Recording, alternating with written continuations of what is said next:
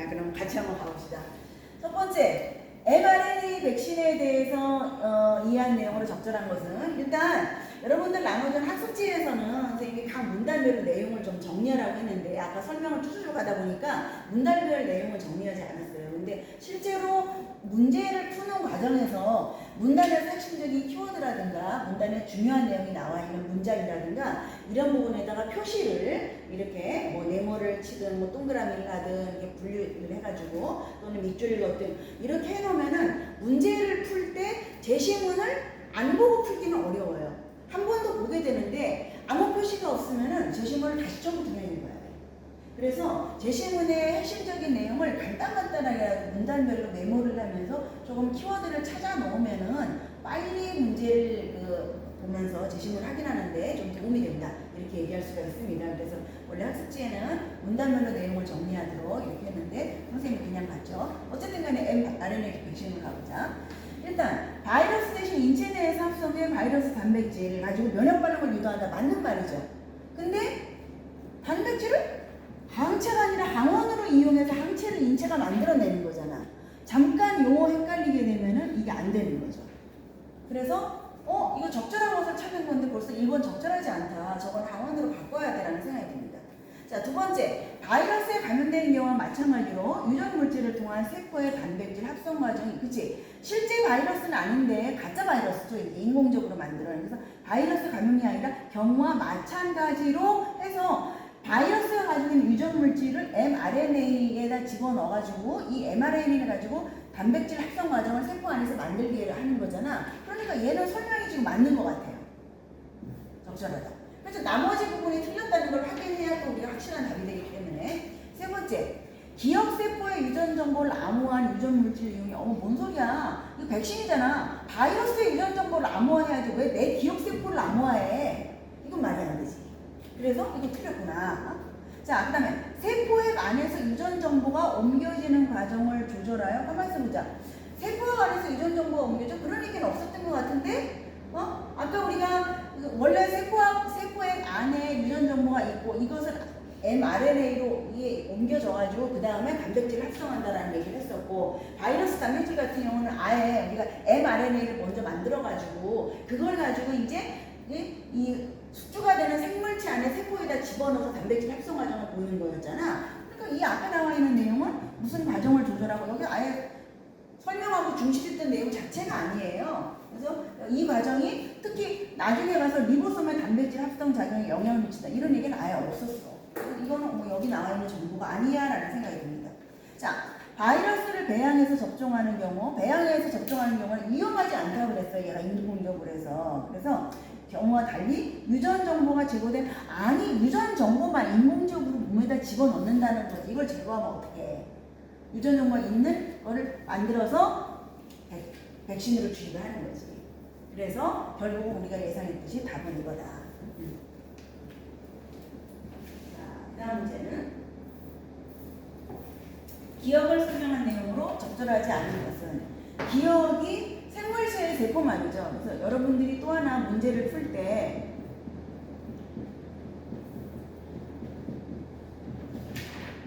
대개 문제는 기호화시킵니다. 어떤 부분을 A든 뭐 기억이든.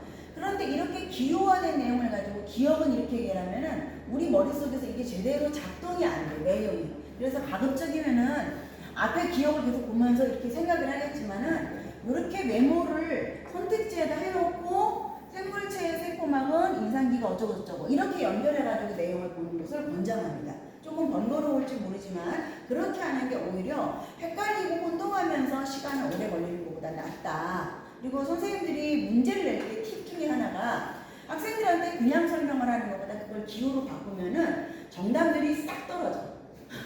그래서 똑같이 별로 어렵지 않은 문제를 하더라도 선생님이 기호를 사용하는 경우가 일부러 있습니다. 문제의 난이도를 조금 높여야 되겠다라고 생각을 하면.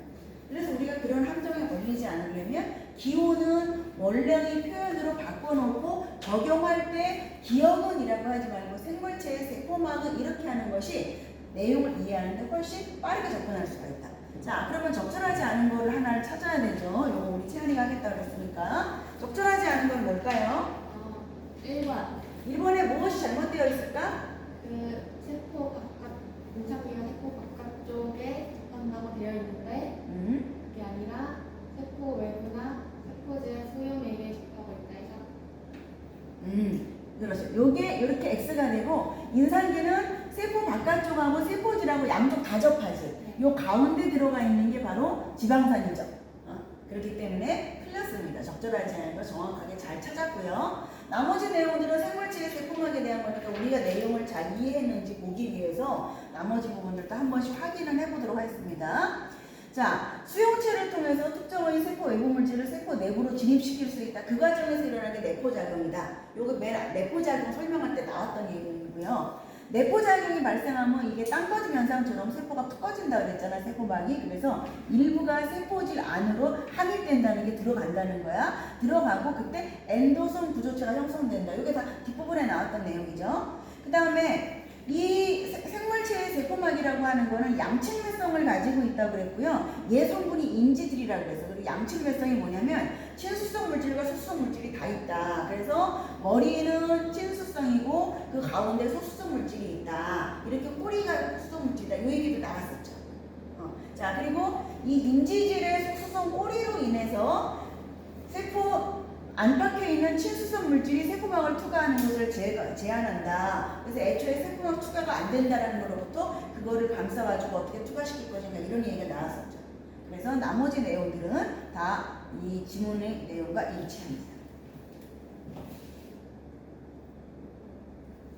자, 그 다음에 나오는 18번도 기호가 4개나 등장을 하거든요. 그래서 우리로 하여금 상당히 헷갈리도록 만들게 되는데 그래서 하나하나 이제 기호를 우리가 여기다 해서 A는 mRNA였죠. 그 다음에 B는 뭐지? B는 인산기 머리였어.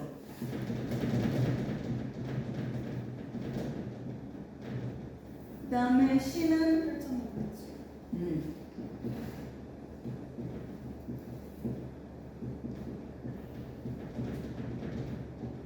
D는요?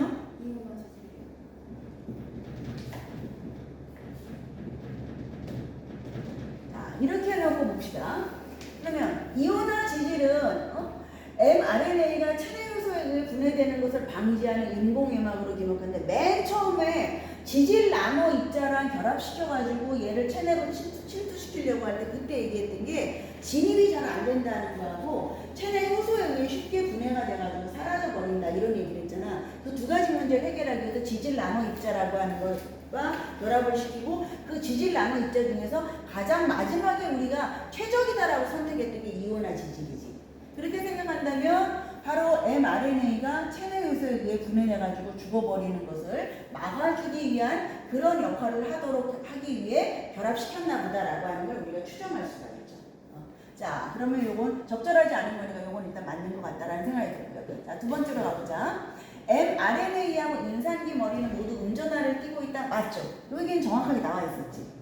둘 다 음전하를 띠고 있고요. 음전하끼리는 당연히 서로 간에 밀어내는 힘이 작용하겠지. 그래서 그 전기적 반발력을 방지하기 위해서 지질 나노 입자로 감싸는 이런 걸 우리가 시도를 했었던 거죠. 자, 그 다음에 세 번째 거.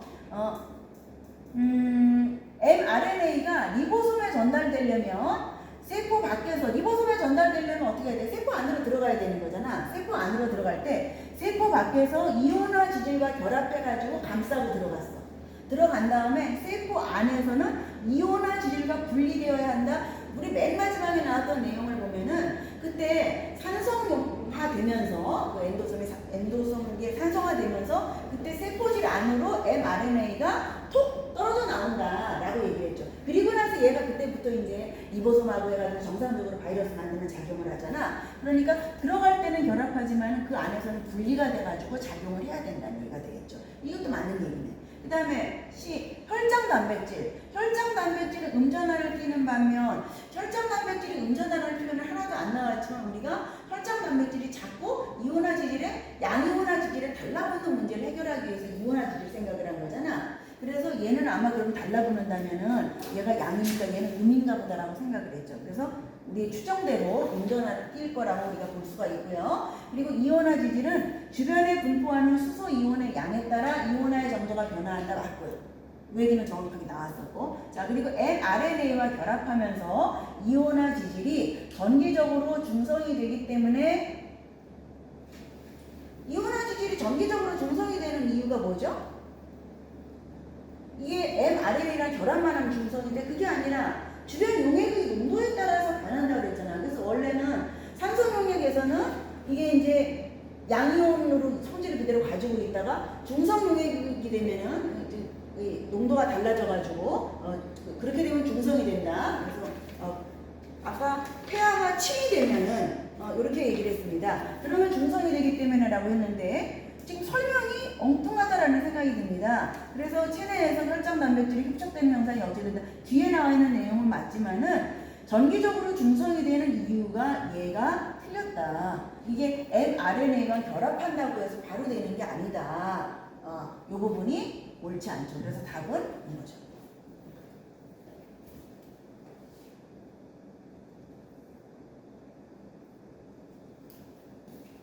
보기가 하나 주어졌어요. 보기에 나와 있는 설명이 상당히 좀 복잡해 보입니다.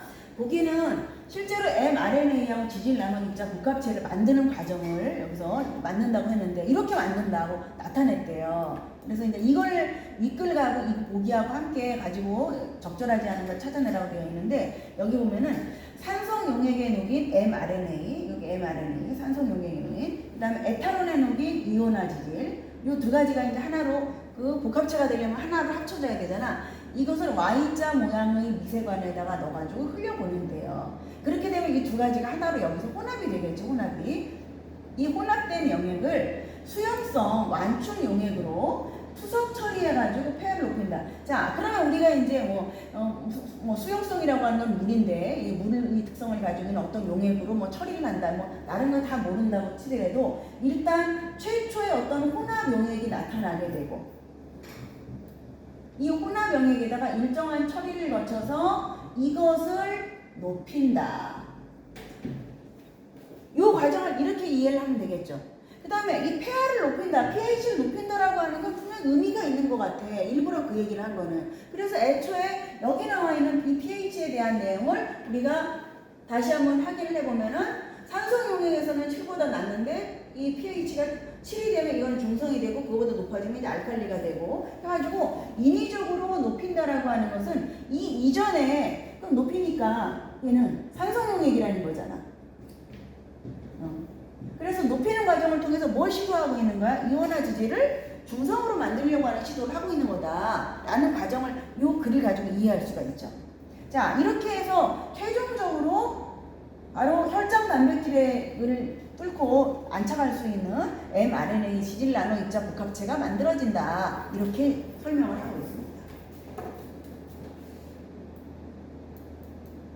자, 그럼 이 내용을 가지고 보기로 하겠습니다. 지금 적절하지 않은 걸 찾아야 되거든요. 일단 처음에 이온화 지질을 에탄올하고 함께 녹여가지고 이렇게 만들잖아. 그래서 이온화 지질이 에탄올에 녹을 수 있다는 것은 에탄올이 그러면 얘를 같은 성질을 가지고 있다는 거겠죠. 그래서 물은 물끼리, 기름은 기름끼리 우리가 아까 그렇게 얘기했듯이 똑같은 소수성을 가진 물질이니까 이 안에 녹을 수가 있다는 거겠지. 이건 상식적으로 판단이 되네. 그 다음에 두 번째, mRNA와 이온화 지질이 녹은 각 용액의 투입 속도를 조절해서 투입되는 양을 조절하게 되면은 어느 정도, 어느 한쪽을 갑자기 많이 투입하고 적게 투입하고 그러면 막 그 순간순간에 용액의 농도가 완전 달라질 텐데 속도를 조절해서 한다면은 균일한 어떤 용액의 그 농도가 항상 유지가 되겠지. 그럼 이것도 상식적으로 맞는 얘기네. 이거 복잡하게 생각 안 해도. 자, 세 번째, mRNA가 녹아있는 산성 용액과, 자, 이 상태는 위에 아까 우리가 산성 용액이라고 그랬거든요. 이 상태가 아니라 여기구나, 위에. mRNA가 녹아있는 산성 용액과 이온화 지질이 녹은 에탄올이 혼합이 되면은 이온화 지질이 양전하를 띠면서 이온화 지질과 mRNA가 결합한 현상이 나타나는 지점이 바로 여기 부분이겠죠. 그래서 우리가 앞에 나와 있는 이 보기의 설명에서 여기다가 다시 일정하게 수용성 완충 용액으로 처리를 해가지고 pH를 높여준다라고 얘기를 했거든. 높이기 전에는 산성 용액의 특성을 가지고 있다는 거잖아. 두 개가 합쳐졌을 때. 산성 용액의 특징을 가지고 있으면 이온화 지질은 양전하를 띠는 거 맞죠. 그래서 이런 상태가 결합되어 있는 게 라고 우리가 볼 수가 있을 것 같아요. 자, 네 번째 문제 갑시다. 네 번째 문제 갑시다. 그 상태에서 이제 수용성 완충 용액을 투입을 하는 거거든요. 수용성 완충 용액으로 산성 용액을 투석 처리하게 되면은 수소 이온의 농도가 여기서는 아까 뭐라고 했냐면 이거를 높여준다라고 얘기를 했어요. 농도가. 자, 수소 이온의 농도는 앞에서 설명이 나왔었죠. 이 pH가 높아지면은 수소 이온의 농도가 낮아지고 pH가 낮을 때는 수소 이온의 농도가 높다라는 얘기가 이 앞에 제시문에 설명이 있었습니다. 그래서 수소 이온의 투석 처리하면 pH가 높아지고 수소 이온의 농도가 낮아져서 이때 이온화 지질은 정기적으로는 중성이 된다를 이 글을 가지고 우리가 이해를 할 수가 있죠. 자, 여기까지는 문제가 없는 것 같다는 생각이 드는데 그 다음으로 가보자. pH가 높아지면은 이온화 지질의 소수성이 약해져. pH가 높아지면 어떻게 돼? 중성이 되는 거지, 중성. 중성이 되면은 소수성이 약해진다. 소수성, 친수성은 우리가 아까 봤는데 소수성에 대해서는 사실 다른 얘기가 별로 없었고요. 친수성에 대해서 얘기할 때 친수성이라고 하는 게 플러스나 마이너스나 이런 극성을 띠고 있는 것을 우리가 친수성이라고 얘기를 했거든. 그렇다면 소수성은 그렇지 않다는 얘기가 되겠죠. 그래서 중성이 된다는 것은 다시 말하면 중성이 된다는 것은 친수성이 가지고 있는 이런 특성이 약화가 된다는 얘기가 되겠지. 그래서 정확하게 얘기하면 pH가 높아지게 되면 이온화 지질에서 pH가 높아지면 전체적으로 친수성은 약해진다. 이렇게 볼 수가 있어요. 그런데 왜 소수성이 약해져? 그리고 얘는 기본적으로 지방이잖아. 지방산이잖아. 그래서 소수성이 약해질 이유가 아무것도 없죠. 그리고 이제 상대 친수성이 약해진다면 오히려 역으로 생각할 때 소수성은 더 강해지지 않겠는가? 이렇게 생각할 수가 있겠죠. 그래서 소수성 문장 안에 서로 끌어당기는 힘이 감소함으로 소수성이 약해져서 소수성 문장 안의 인력이 감소해. 그런 일은 발생하지 않아. 서로 끌어당기는 힘이 감소한다는 게 뭐냐면 끌어당기는 힘이 감소하면 뭉치지가 않잖아. 덩어리가 잘게 쪼개진다는 뜻이거든요.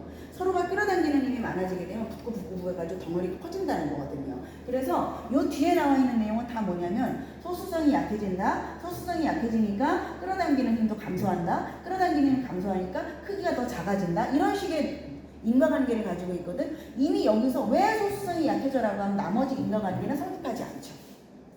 이건 아무 상관이 없어. 따라서 답은 얘다.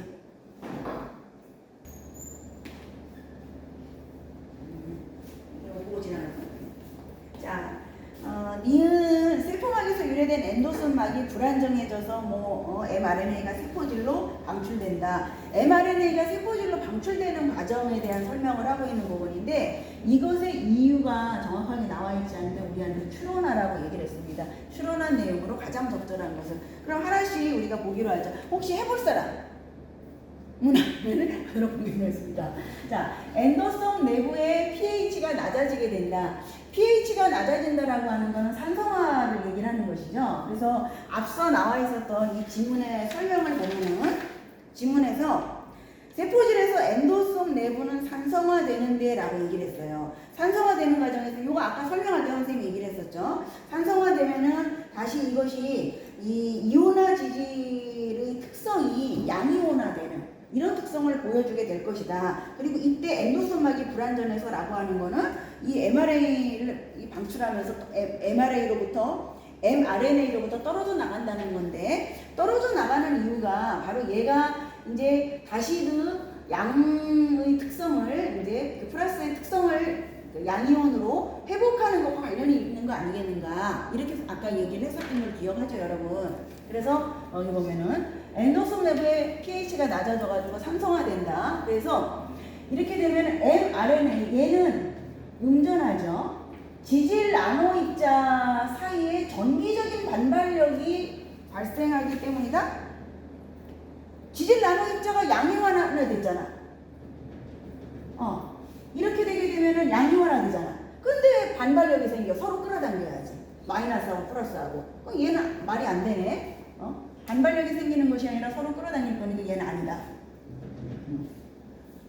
엔도솜막의 인산기하고 엔도솜막은 원래 세포막에서 유래를 했다고 얘기를 했어요. 그래서 세포막이 가지고 있는 특성을 똑같이 가지고 있다. 그래서 인산기가 마이너스의 특성을 가지고 있고 그 다음에 pH가 낮아지게 되면 이건 지질은 양이온화되죠. 플러스의 특성. 서로 결합함으로써 mRNA를 둘러싸고 있는 엔도소막이 지들끼리 결합해서 붕괴한다는 건 떨어져 나간다는 얘기가 되겠죠. 그래서 이거 되게 설득력 있네? 지들끼리 결합해가지고 떨어져 나가면서 mRNA를 놔버리는 거 아니야? 그럼 방출되게 되겠지. 그래서 지금 가장 적절해 보인다라는 생각이 일단 들게 됩니다. 나머지 부분을 보면은 내포작용으로 세포질 안으로 함입된 세포막이 엔도솜 내부에 세포막이 왜 다시 세포 표면으로 방출돼? 함입됐다가 세포막이 다시 올라간다고? 산성화되면서? 그런 얘기는 아예 나오지도 않았어요. 그건 말도 안 된다. 함입됐던 게. 자, 위에 주어져 있는 정보가 이와 관련된 내용은 없었습니다. 자, 네 번째, 엔도솜 내부가 산성화되었다. 그래서 mRNA가 음이온하면서 뭔 소리야? 엔도솜 내부가 산성화되면서 그게 영향을 끼치는 거는 지질 나노 입자 이쪽에는 영향을 끼치겠죠. 이거는 이온화 지질이 양이온화되는 영향을 끼치겠지. 그런데 mRNA는 원래 음이온화 상태였잖아. 원래. 그런데 갑자기 뭐 산성화됐기 때문에 얘가 갑자기 음이온화되면서 원래 음이온화가 아니었는데 결합력이 발생한다. 말도 안 되는 얘기지 이거는. 얘는 원래 그랬다. 자, 그리고 엔도솜 내부의 pH 변화로 인해서 엔도솜막이 산성화되면서 이 얘기는 나왔던 거고, 체내 요소에 의해서 엔도솜 분해 작용이 나타난다. 이런 정보는 우리 제시문에 없었습니다. 엔도솜목이 산성화할 때 체내 요소가 작용해서 엔도솜을 분해한다. 체내 요소는 처음에 언제 등장하냐면 mRNA가 이 안으로 들어갈 때 얘가 자요 체내 요소에 의해서 분해가 되고 그래서 좀 불안정하고 그래서 지질 나노 입자를 필요로 하고 이런 설명이 앞에 나와 있었죠. 이런 얘기는 존재하지 않았다 제시문에. 그래서 이것도 아니다. 그럼 결국 우리가 예상했던 대로 추론한 내용으로서 가장 적절한 것은 답은 2번이다. 이렇게 하면 되겠죠. 자, 상당히 먼 길을 돌아서 정말로 하나가 끝났습니다.